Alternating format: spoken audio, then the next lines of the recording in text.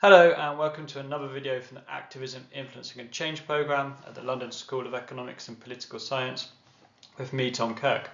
Today we're going to explore digitally mediated activism. We'll begin by looking at the concept of new power to help us unpick what we mean by digitally mediated activism. We'll then look at ACE tactics, a form of tactics to help build communities online and make messages spread. And we're then going to explore a couple of other common digitally mediated tactics that you might want to deploy in your own change strategies.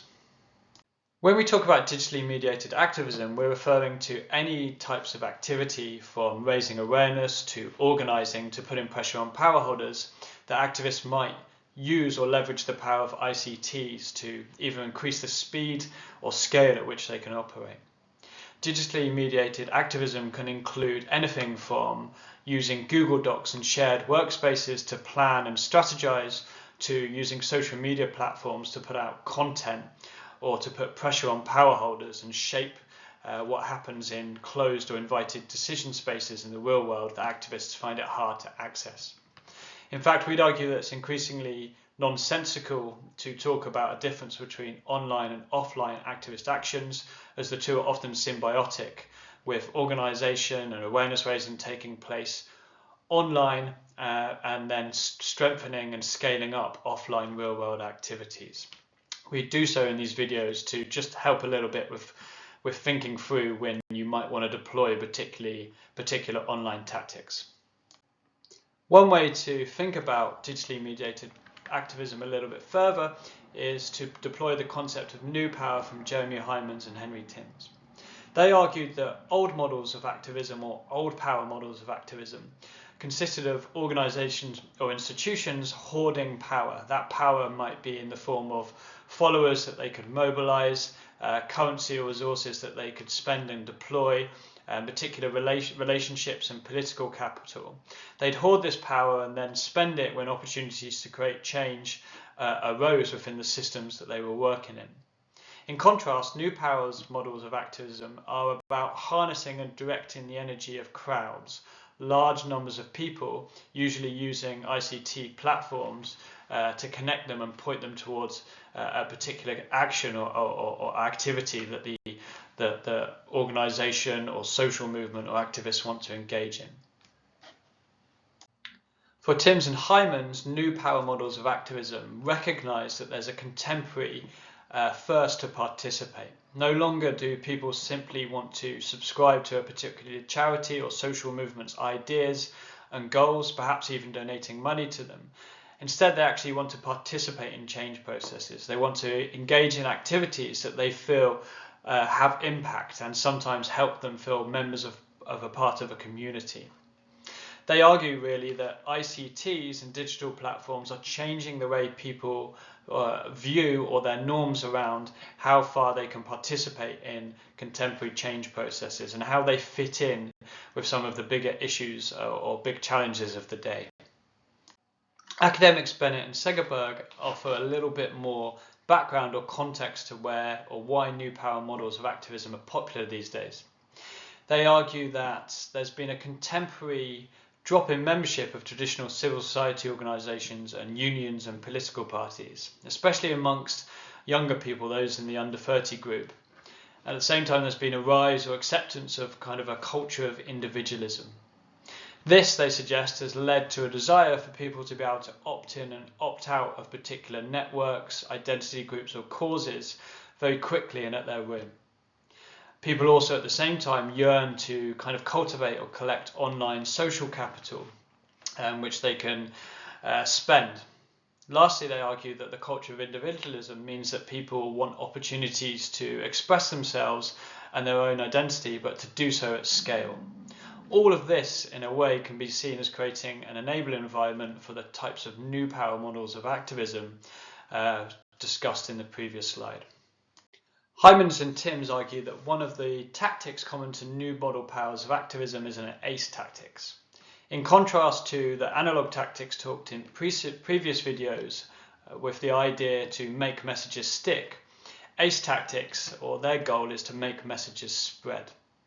ACE tactics are digitally mediated or leveraged tactics that are characterized by being actionable, connected, and extensible. By actionable, we mean that those tactics design the viewer to do something, more than just consuming a message or imbibing an idea. They want the consumer to participate in some way, shape, or form. They also seek to connect people to create or build a sense of community amongst people interested in a particular cause or issue, often through the peer sharing of whatever the tactic was asking them to do. Lastly, ACE tactics should be extensible, and by this it's meant that they should be easily customizable or easily tailored to particular identity groups or contexts or even different issues. Very much here, the ACE tactics are really about harnessing that thirst to participate with people, being very quick and easy to get involved with, and allowing people to customize them to their own situations or to engage new groups of people. A famous example of an ACE tactic that many people might remember concerns the Ice Bucket Challenge. The Ice Bucket Challenge was an idea from the ALS Association, who wanted to raise money to help them deal with neurological disorders.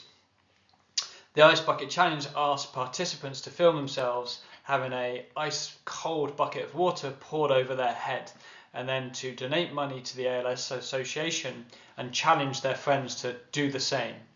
The idea was that the tactic was actionable because it asked them to do something, connectable because it asked them to share that video on their social media platforms and then challenge their friends.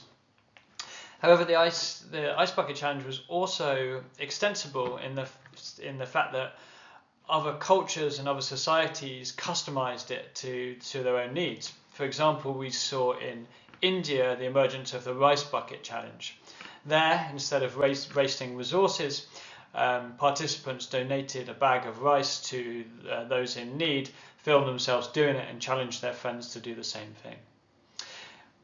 In the Ice Bucket Challenge, then, we can see all the characteristics of an ACE tactic. It's actionable, asking people to do something.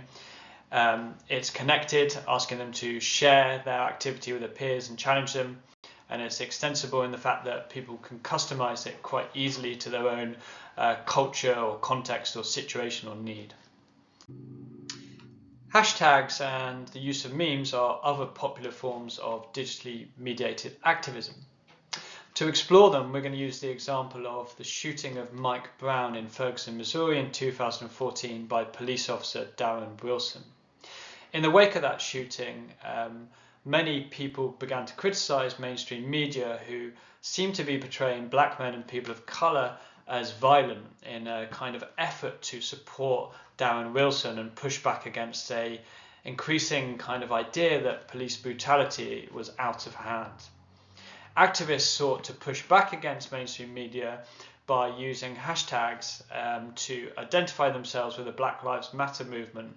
The words "hands up, don't shoot" was a famous slogan from the movement for another incident of police brutality. They also released pictures of young black men engaged in everyday activities, asking audiences to critically assess how the media was portraying them, often using images that portrayed them as somehow violent or engaged in gang culture.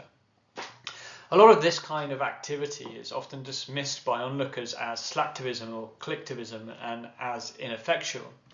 I would argue that that's not always the case, and although it's difficult to prove attribution, the activity of online activists helped to change social norms in America, raising the issue of police brutality amongst the general public, which in turn led to changes in the real world, changes on laws around chokeholds being used by police to restrain suspects, an increased use of body cams to record interactions, and more and better data with which to hold the police to account.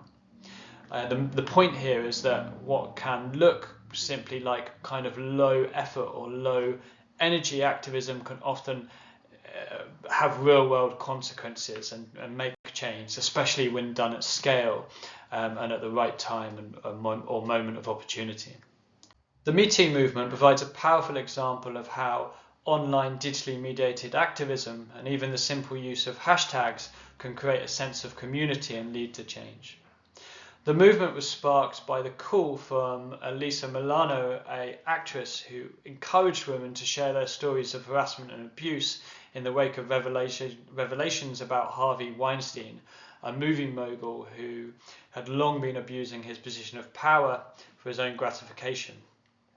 After that call in 2017, hundreds of thousands of women began sharing their own stories of abuse and survival online amongst one another. This quickly formed a community amongst survivors, and in a sense constitutes a form of advocacy, as the women identified particular categories of perpetrators and the kinds of actions and ways they were able to get away with that abuse for so long. At the same time, though, members of the movement could form bonds and connect with one another, using often very emotional and powerful stories to build that sense of power with. Lastly, the hashtags, in a sense, were an encouragement for organisations and institutions and workplaces to act, to change what they were doing, to provide more mechanisms for women to report abuse, to clamp down and punish perpetrators, to not push the issue out of the limelight or underground, and to challenge prevalent social norms around speaking up. The Me Too movement quickly led to spin-offs, everything from the hashtag Why I Left to hashtag Not Okay. There was even a well-known spin-off in the humanitarian and development sector called hashtag Aid Too. There was also real perceptible change amongst many well-known organisations who some of who engaged in publishing lists of alleged abusers. Again, the point of covering this short case study is to illustrate that what can look like to some collectivism or slacktivism has a powerful connecting role, forming communities that can lead to pressure for real world or offline change.